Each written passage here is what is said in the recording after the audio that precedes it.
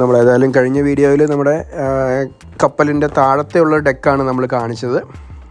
അപ്പം നമ്മൾ വന്നപ്പോൾ തന്നെ നമ്മൾ കപ്പലിൻ്റെ താഴത്തെയുള്ള ഡെക്കിൽ പോയിരുന്നു, കുറച്ച് നേരം കാഴ്ചയൊക്കെ കണ്ടു, ബ്രേക്ക്ഫാസ്റ്റൊക്കെ കഴിച്ചു. അങ്ങനെ ഇപ്പോൾ നമ്മളേതായാലും അതൊക്കെ കഴിഞ്ഞ് കഴിഞ്ഞപ്പോൾ നമുക്ക് ഏതായാലും കപ്പലിൻ്റെ മുകളിൽ വീണ്ടും ഒരു ഡെക്കും കൂടി ഉണ്ട്. അപ്പോൾ ആ ഡെക്ക് നമ്മളൊന്ന് ഒബ്സർവ് ചെയ്യാൻ വേണ്ടി വന്നതാണ്. ഇപ്പോൾ കൂടുതൽ ആൾക്കാരും ഇവിടെയാണ്. ഇവിടെ നല്ലൊരു വ്യൂ ഉണ്ട്. കുറച്ചും കൂടി പൊക്കത്തിലാണുള്ളത്, അതുകൊണ്ട് കുറച്ചുകൂടി അകലെ നമുക്ക് കാണാൻ പറ്റും, ക്ലിയറായിട്ട് കാണാൻ പറ്റും. അങ്ങനെ കുറച്ചും കൂടി ഒരു കംഫർട്ടബിളായിട്ടുള്ള സീറ്റ്സുമാണ് ഈ മൂന്നാമത്തെ നിലയിലുള്ളത്. അപ്പോൾ ഏതായാലും നമ്മളിവിടെ വന്നു, ഒന്നുകൂടി കുറച്ചുകൂടി വീഡിയോ ഒക്കെ എടുക്കാമെന്ന് വിചാരിച്ചിട്ടാണ് വന്നത്. നല്ല വ്യൂസാണ് ഇവിടെ കാണാവുന്നത്. നമുക്ക് കാണാൻ പറ്റും ഇപ്പോഴും കപ്പൽ ഈ മാൾബറോ സൗണ്ട്സ് തന്നെയാണ്. പ്രത്യേകിച്ചും ഈ ഭാഗത്തിന് പറയുന്നത് ടോറി ചാനൽ എന്നാണ്. ഈ ചാനലിലൂടെയാണ് ആദ്യം കപ്പൽ സഞ്ചരിക്കുന്നത്. പിക്ടണിൽ നിന്നും ആദ്യം പുറപ്പെടുമ്പോൾ ഇവിടെ അത്യാവശ്യം സ്പീഡ് കുറച്ചാണ് സഞ്ചരിക്കുന്നതെന്ന് ഞാൻ കഴിഞ്ഞ വീഡിയോയിൽ തന്നെ പറഞ്ഞായിരുന്നു. അതിന് മെയിനായിട്ടുള്ള കാരണം ഇവിടെയുള്ള ഞണ്ട് കൃഷിയാണ്. കൂടാതെ ഇവിടെ സാമൻ്റെ കൃഷിയും കൂടിയുണ്ട്. സാമൻ നമ്മുടെ എല്ലായിടത്തും എല്ലാ തരത്തിലുള്ള വെള്ളത്തിലും വളരുന്ന ഒരു മത്സ്യമല്ല ഈ സാൽമൺ എന്ന് പറയുന്നത്. അത്യാവശ്യം നല്ല തണുപ്പുള്ള വെള്ളത്തിലാണ് ഇത് വളരുകയുള്ളൂ. നല്ല തണുപ്പുള്ള വെള്ളം മാത്രം പോരാ, നല്ല ക്ലിയർ ആയിട്ടുള്ള വെള്ളം വേണം, ഒഴുക്കുള്ള വെള്ളം വേണം. ഈ മൂന്ന് കാര്യം കൂടി ഉള്ള സ്ഥലങ്ങളിലാണ് സാൽമൺ വളരുകയുള്ളൂ. അപ്പോൾ ഈ മൂന്ന് കാര്യങ്ങളും ഇവിടെ ഉള്ളത് കൊണ്ട് തന്നെ ഇവിടെ ഒരു സാൽമൺ ഫാമിങ്ങിന് കഴിഞ്ഞൊരു 25 വർഷത്തോളമായിട്ട് ഇവിടെ സാൽമൺ ഫാമിങ് നടന്നു വരുന്നുണ്ട്. അപ്പോൾ ഇങ്ങനെ ഈ ഫാമിങ്ങൊക്കെ നടന്നു വരുന്നതുള്ളതുകൊണ്ട് തന്നെ ഈ കപ്പൽ നമുക്ക് കാണാൻ പറ്റും. കടൽ ഭയങ്കര കാമാണ്. കപ്പലിങ്ങനെ പോയിക്കൊണ്ടിരിക്കുമ്പോഴുള്ള ഒരു തിരമാലകളാണ് ഇവിടെ മെയിനായിട്ടും വരുന്നത്. അപ്പോൾ അതുകൊണ്ട് തന്നെ കപ്പൽ അത്യാവശ്യം സ്പീഡ് കുറച്ചാണ്, ഒത്തിരിയൊന്നും തിരമാലകളൊന്നും ഉണ്ടാക്കാതെ ശ്രദ്ധിച്ചാണ് പോകുന്നതെന്ന് നമുക്ക് കാണാൻ പറ്റും. ഇവിടെ ചെറിയൊരു പ്ലേ ഏരിയ ഉണ്ട്. കുട്ടികളൊക്കെ ആയിട്ട് വരുന്നവർക്ക് അത്യാവശ്യം സെക്യൂറായിട്ട് ഇരിക്കാൻ പറ്റും. കടൽ പതുക്കെ വിശാലമായി തുടങ്ങിയിട്ടുണ്ട്. നമ്മൾ ടോറി ചാനൽ പതുക്കെ കഴിഞ്ഞു. കരയിൽ നിന്നുള്ള ദൂരം പതുക്കെ നമുക്ക് കൂടി വരുന്നതായിട്ട് കാണാൻ പറ്റും. പതുക്കെ ടോറി ചാനൽ പിന്നിട്ട് കപ്പൽ കുക്ക് സ്ട്രേറ്റിലേക്ക് എൻ്റർ ചെയ്യാൻ തുടങ്ങുകയാണ്. നമുക്ക് കാണാൻ പറ്റും ഇവിടെ അങ്ങ് ദൂരെ ഒത്തിരി വീടുകളൊന്നും കാണാൻ പറ്റില്ല. കാരണം ഇവിടെയുള്ള ഈ ഭൂപ്രകൃതി അങ്ങനെ ആയതുകൊണ്ട് ഈ ഭൂവിഭാഗത്തിലേക്കൊക്കെ എത്തിപ്പറ്റാനായിട്ട് എളുപ്പമല്ല. കൂടുതലും ബോട്ടൊക്കെ ആയിട്ട് വേണം ഇങ്ങോട്ടൊക്കെ എത്താനായിട്ട്. അതുകൊണ്ട് തന്നെ ഒത്തിരി ആൾക്കാരൊന്നും ഇവിടെ താമസിക്കുന്നില്ല. ഇവിടെ മെയിനായിട്ട് നമുക്ക് ഒരു ബിൽഡിങ് കാണാൻ പറ്റും. അതൊരു വെയിൽ ഹണ്ടിങ്ങിന് വേണ്ടി പണ്ട് ഉപയോഗിച്ചിട്ടുണ്ടിരുന്നൊരു ബിൽഡിങ്ങാണ്. 1970-കളിൽ വരെ വെയിൽ ഹണ്ടിങ് ഇവിടെ നടന്നിരുന്നു. അത് കഴിഞ്ഞിട്ടിപ്പോൾ അതൊരു പ്രൊട്ടക്റ്റഡ് ഒരു സ്പീഷീസാണ് ഇപ്പോൾ വെയിൽ ഹണ്ടിങ് ഇപ്പോൾ ലീഗലല്ല. അതുകൊണ്ട് തന്നെ ഇപ്പോൾ വെയിൽ ഹണ്ടിങ്ങിന് പണ്ട് ഉപയോഗിച്ചുകൊണ്ടിരുന്ന സ്ഥലം ഇപ്പോൾ വെയിലിൻ്റെ തന്നെ ഒരു കണക്കെടുപ്പിനും അങ്ങനെയുള്ള കാര്യങ്ങളും അതിൻ്റെ പ്രൊട്ടക്ഷനും വേണ്ടിയായിട്ടുള്ള ഡിപ്പാർട്ട്മെൻറ്റ് ഓഫ് കൺസർവേഷൻ്റെ ഒരു ഓഫീസായിട്ടാണ് ഇപ്പോൾ ഉപയോഗിക്കുന്നത്.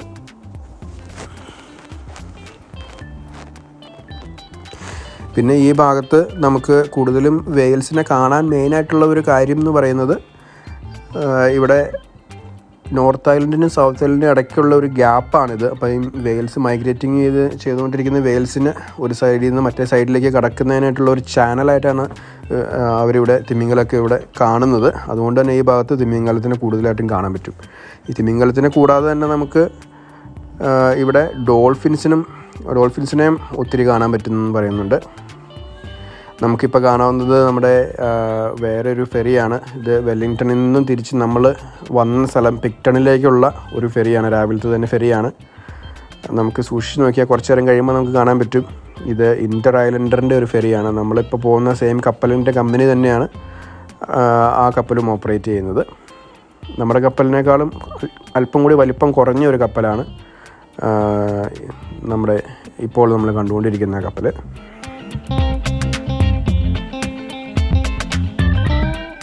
നല്ല കാലാവസ്ഥ ആയതുകൊണ്ട് തന്നെ നമുക്ക് അത്യാവശ്യം നല്ല രീതിയിൽ പുറത്ത് നിന്നിട്ടാണെങ്കിലും വീഡിയോ ഒക്കെ എടുക്കാൻ പറ്റുന്നുണ്ട്. എന്നാലും നല്ല രീതിയിൽ കാറ്റുണ്ട്. വീഡിയോയുടെ സൗണ്ടിൽ അങ്ങനെ കേൾക്കാൻ പറ്റുന്നില്ല എന്നുള്ളൂ.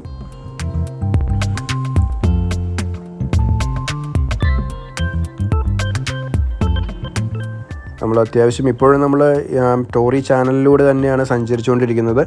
അപ്പോൾ നമ്മൾ ഡോൾഫിൻസിനെ കാണാൻ പറ്റുമെന്ന് പറഞ്ഞു. അതുപോലെ തന്നെ നമ്മൾ ഈ ഭാഗത്ത് കൂടുതലും കാണാൻ പറ്റുന്ന ഒരു പക്ഷിയാണ് നമ്മൾ ആൽബട്രോസ് എന്ന് പറയുന്നത്. ആൽബട്രോസ് എന്ന് പറഞ്ഞാൽ ലോകത്തിലെ തന്നെ ഏറ്റവും വലിയ ഒരു സീ ബേർഡാണ്. അത്യാവശ്യം നല്ല വലിപ്പമുള്ളൊരു പക്ഷിയാണിത്. ചിറകൊന്ന് വിരിച്ച് പിടിച്ച് കഴിഞ്ഞാൽ ഏകദേശം ഒരു 3 മീറ്റർ വരെ ഒരു നീളം, 3 മീറ്റർ വരെ വീതി ഉണ്ടാവും ഈ പക്ഷിക്ക്, ഈ ആൽബട്രോസ് എന്ന് പറയുന്ന പക്ഷിക്ക്. നമ്മളേതായാലും ഈ പിക്ടൺ ഫെറിയെക്കുറിച്ച് ഒത്തിരി ഒന്നും പറയാൻ പറ്റിയില്ല. ഈ ഫെറി ഏകദേശം ഒരു 96 കിലോമീറ്ററാണ് നമ്മൾ കപ്പലിലൂടെ സഞ്ചരിക്കുന്നത്. ഏകദേശം കപ്പലിൻ്റെ ഭാഷയിൽ പറയുകയാണെങ്കിൽ ഏകദേശം 52 നോട്ടിക്കൽ മൈൽസ് ദൂരമാണ് നമ്മൾ കവർ ചെയ്യുന്നത്. ഇതിന് ഏകദേശം ഒരു 3.5 മണിക്കൂർ സമയമാണ് സാധാരണ എടുക്കുന്നത്. ഇതിൻ്റെ ആദ്യം നമ്മൾ ഈ പറഞ്ഞത് തന്നെ നമ്മൾ പിക്ടണിൽ നിന്ന് വരുമ്പോഴത്തേക്കും ടോറി ചാനലിലൂടെ പോകും. ടോറി ചാനൽ കഴിഞ്ഞ് കഴിഞ്ഞാലാണ് നമുക്ക് കുക്ക് സ്ട്രേറ്റിലേക്ക് എത്തുക. ഇപ്പം നമ്മൾ ഈ കാണുന്ന ഈ വിഷ്വൽസ് ഏകദേശം ടോറി ചാനലിൻ്റെ ഒരു എൻട്രൻസ് ആണ്. അതായത് നമ്മൾ വെല്ലിംഗ്ടണിൽ നിന്നും പിക്ടണിലേക്ക് പോകുമ്പോൾ ടോറി ചാനലിൻ്റെ എൻട്രൻസ് ആണ്. നമ്മൾ പിക്ടണിൽ നിന്നും വെല്ലിംഗ്ടണിലേക്ക് പോകുമ്പോൾ ടോറി ചാനലിൻ്റെ ഒരു എൻഡായിട്ടാണ് ഈ വരുന്നത്. ഇവിടെ നിന്ന് നമ്മൾ കുക്ക് സ്ട്രേറ്റ് ആരംഭിക്കുകയാണ്. നമുക്ക് കാണാൻ പറ്റും പതുക്കെ നല്ല ഒരു വിശാലമായ ഒരു കടലിലേക്ക് പതുക്കെ കപ്പൽ എത്തിയിട്ടുണ്ട്. ഇപ്പം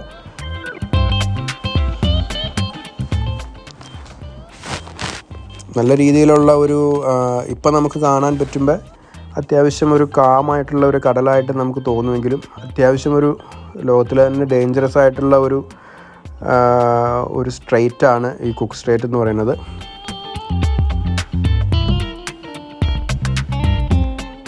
ഏകദേശം ഒരു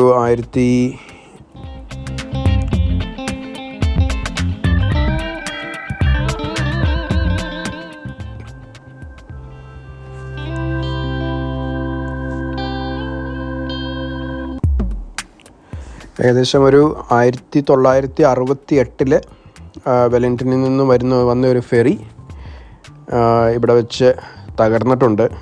ഏകദേശം ഒരു 610 പാസഞ്ചേഴ്സും 123 വർക്കേഴ്സുമായിരുന്നു ആ കപ്പലിൽ ഉണ്ടായിരുന്നത്. അതിനകത്ത് ഒരു 53 പേരാണ് അന്ന് കപ്പൽ തകർന്നപ്പോൾ മരിച്ചു പോയത് നിർഭാഗ്യവശാൽ. 2006 ഏകദേശം ഒരു 14 മീറ്റർ വരെ ഉയരമുള്ള ഒരു വേവ് വേറൊരു ഇൻ്റർ ഐലൻഡിന് തന്നെ ഒരു ഫെറിനെ നല്ല രീതിയിൽ ആടി ഒലച്ചിട്ടുണ്ട്. ഈ ആടി ഒലയിൽ ഏകദേശം ഒരു 50 ഡിഗ്രി വരെ കപ്പൽ ആടി ഒലഞ്ഞു. ഇപ്പം നമുക്ക് നോക്കാം, കപ്പൽ സ്റ്റഡി ആയിട്ടാണ് പോകുന്നത്. ഏകദേശം നല്ല വെതർ കൊള്ളാത്ത സമയത്ത് 50 ഡിഗ്രി വരെ നല്ല രീതിയിൽ ആടി ഒലഞ്ഞിട്ടുണ്ടായിരുന്നു ഈ കപ്പൽ.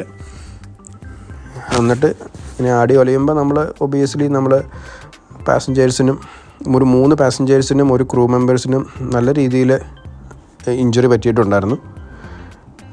കുറേ താഴെയുള്ള കുറേ വണ്ടികൾ നല്ല രീതിയിൽ ഡാമേജും ഉണ്ടായിട്ടുണ്ടായിരുന്നു.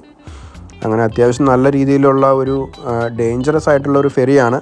ഇന്ന് വെതർ നല്ലതായതുകൊണ്ട് നമുക്ക് ഇങ്ങനെ എൻജോയ് ചെയ്ത് പോകാൻ പറ്റി. ഇതിനകത്തുള്ള മെയിനായിട്ടുള്ള ഒരു കാരണം ഇവിടെ നല്ല രീതിയിൽ കാറ്റ് വീശുന്നൊരു സ്ഥലമാണ്. കാരണം ഈ നോർത്ത് ഐലൻഡിൻ്റെയും സൗത്ത് ഐലൻഡിൻ്റെ ഇടയ്ക്കുള്ളൊരു ഗ്യാപ്പ് ആയതുകൊണ്ട് കാറ്റ് ഇതിലൂടെ വരുന്നു കഴിയുമ്പോഴത്തേക്കും നന്നായിട്ട് സ്പീഡ് കൂടും. അപ്പോൾ ഈ സ്പീഡ് കൂടുന്നതനുസരിച്ച് കാറ്റിൻ്റെ കപ്പൽ കൂടുതലായിട്ട് ആടി ഒലയാൻ ചാൻസ് ഉണ്ട്. പിന്നെ വേറൊരു മെയിനായിട്ടുള്ള ഒരു കാരണം ഈ കുക്ക് സ്ട്രേറ്റിൻ്റെ ഒരു വശത്ത് ടാസ്മൻ സീയും മറ്റേ വശത്ത് സൗത്ത് പസഫിക് ഓഷ്യനുമാണ്.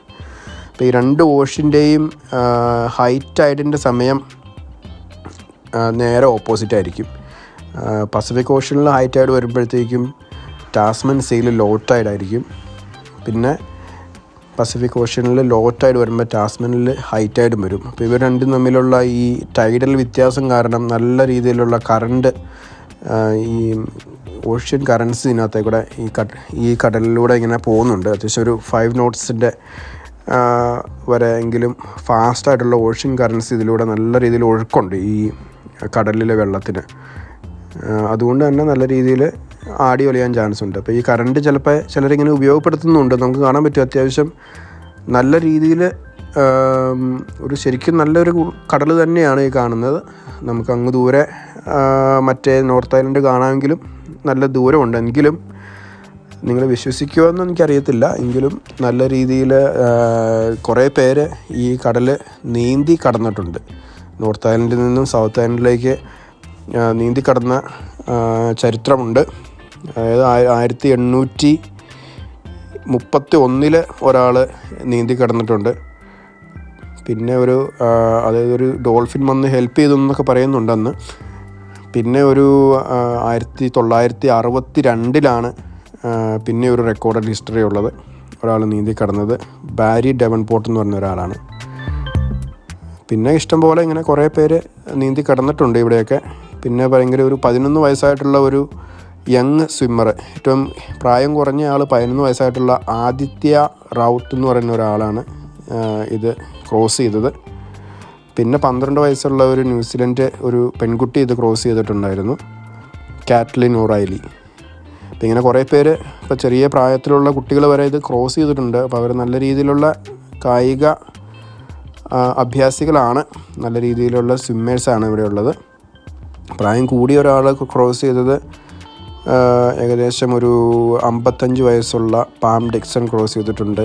58 വയസ്സുള്ള ഒരു കനേഡിയൻ ലേഡി മെർലിൻ കോർസെക്വ ക്രോസ് ചെയ്തിട്ടുണ്ട്. അങ്ങനെ ഏകദേശം ഇപ്പം നിലവിൽ 2010 ഉള്ള കണക്ക് പ്രകാരം ഒരു 74 സിംഗിൾ ക്രോസിങ്സ് ഇതിലൂടെ നടന്നിട്ടുണ്ട്. 65 പേര് 74 തവണ ഇത് ക്രോസ് ചെയ്തിട്ടുണ്ട്. അങ്ങനെ അപ്പോൾ ഇഷ്ടംപോലെ അങ്ങനെ നല്ല രീതിയിൽ നീന്താൻ അറിയുന്നവർ ഇഷ്ടംപോലെ അങ്ങനെ ക്രോസ് ചെയ്തിട്ടുണ്ട്. ഈ കറണ്ട് അവരെ ഹെൽപ്പ് ചെയ്തിട്ടുണ്ടെന്ന് പറയുന്നുണ്ട്. അതിനകത്തുള്ള കപ്പലിനകത്തുള്ള ഒരു കടയാണ്. അതിനകത്ത് നല്ല സാധനങ്ങളൊക്കെ നല്ല രീതിയിൽ ഭംഗിയായി അടുക്കി വെച്ചിട്ടുണ്ട്. നമുക്ക് കാണാൻ പറ്റും കുറേ കപ്പുകളും കൂടുതലും സുവനീഴ്സും കാര്യങ്ങളൊക്കെയാണ് ഇവിടെ ഉള്ളത്. നല്ല രീതിയിൽ ടൂറിസ്റ്റൊക്കെ ഉപയോഗിക്കുന്ന ഒരു ഫെറിയാണിത്. കാരണം നോർത്ത് ഐലൻഡിൽ നിന്ന് ഫുള്ളിങ്ങനെ കവർ ചെയ്ത് വരുമ്പോൾ ഉറപ്പായിട്ടും ഒരു ഫെറി കയറിയിട്ടാണ് സൗത്ത് ഐലൻഡിലേക്ക് ഒരു വണ്ടി വരെ പോകുന്നത്. കുട്ടികൾക്കുള്ള ചെറിയ കളറിങ് പെൻസിലും അങ്ങനെ അതൊക്കെ ഇവിടെയുണ്ട്. നല്ല രീതിയിൽ കുട്ടികളെ അത് ആകർഷിക്കുന്നുമുണ്ട്, നമുക്ക് കാണാൻ പറ്റും. ചെറിയൊരു കടയാണ് എങ്കിലും നല്ല രീതിയിൽ നല്ല ഭംഗിയായിട്ടും അത്യാവശ്യം വേണ്ട എല്ലാ സ്ഥാനങ്ങളും തന്നെ അതിനകത്തുണ്ട്. കുറച്ച് മാഗസിൻസ് ഉണ്ട്, കപ്പലിലിരുന്ന് ബോറടിക്കുന്നവർക്കൊക്കെ വായിക്കാനും. അങ്ങനെ കൂടുതലും സുവനീഴ്സാണ്, ന്യൂസിലൻഡിൻ്റെ പറ്റിയുള്ള ഓരോരോ ബുക്കുകളും കാര്യങ്ങളുമാണ് ഇതിനകത്തുള്ളത്. അപ്പോൾ ഇതുപോലത്തെയുള്ള സുവനീർ ഷോപ്സൊക്കെ നമുക്ക് കൂടുതലും എല്ലാ ടൂറിസ്റ്റ് ഡെസ്റ്റിനേഷനുകളിലും ഒക്കെ കാണാൻ പറ്റുന്നുണ്ട് കേട്ടോ.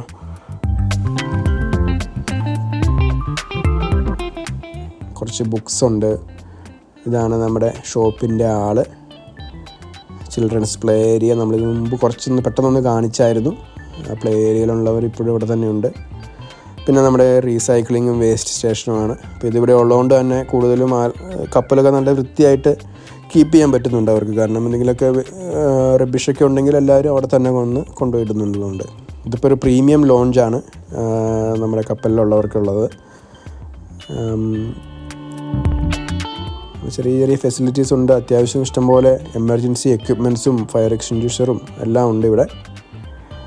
നമ്മൾ കൂടുതലും കപ്പലിൻ്റെ കുറച്ചും കൂടി വ്യൂസ് നമ്മൾ അടുത്ത വീഡിയോയിൽ കാണിക്കും. നമ്മൾ കപ്പലിൻ്റെ പുറത്തേക്ക് ഇറങ്ങിയിട്ടുള്ള കുറച്ച് വ്യൂസ് നമ്മൾ അടുത്ത വീഡിയോയിൽ ഉൾപ്പെടുത്തുന്നുണ്ട്. ഇപ്പോൾ നമ്മൾ 3ാമത്തെ ഡെക്കിൽ നിന്നും താഴെ 2ാമത്തെ ഡെക്കിലേക്ക് പോവുകയാണ്. അതാണ് നമ്മൾ കഴിഞ്ഞ വീഡിയോയിൽ നമ്മൾ ഈ ഡെക്ക് കാണിച്ചിട്ടുണ്ടായിരുന്നു. അപ്പോൾ ഇങ്ങനെ ചെറിയൊരു സ്റ്റെപ്സ് കയറി നമ്മൾ അടുത്ത വീഡിയോയിലേക്ക് പോയി. ഈ കാണുന്ന സ്റ്റീൽ ഡോറാണ് നമ്മൾ പുറത്തേക്ക് പോകുന്നതിനുള്ള ഡോറ്. അപ്പോൾ നമ്മൾ പ്രത്യേകിച്ചും കുട്ടികളായിട്ട് വരുന്നവർ സൂക്ഷിക്കണം. കാരണം കുട്ടികൾ പുറത്തേക്ക് ആ ഡോറിൽ തള്ളി നല്ല ഹെവി ആയിട്ടുള്ള ഡോറാണ്, എങ്കിലും ആ ഡോറ് വഴി പുറത്തേക്ക് പോകാതിരിക്കാൻ നമ്മൾ വളരെയധികം സൂക്ഷിക്കണം. നമ്മൾ കഴിഞ്ഞ പ്രാവശ്യം തന്നെ കുറേ പേരിങ്ങനെ ഇത് നീന്തിക്കടന്നത്, ഈ കുക്ക് സ്ട്രൈറ്റ് നീന്തിക്കടന്ന കുറേ പേരുടെ കാര്യം നമ്മൾ മെൻഷൻ ചെയ്തിട്ടുണ്ടായിരുന്നു.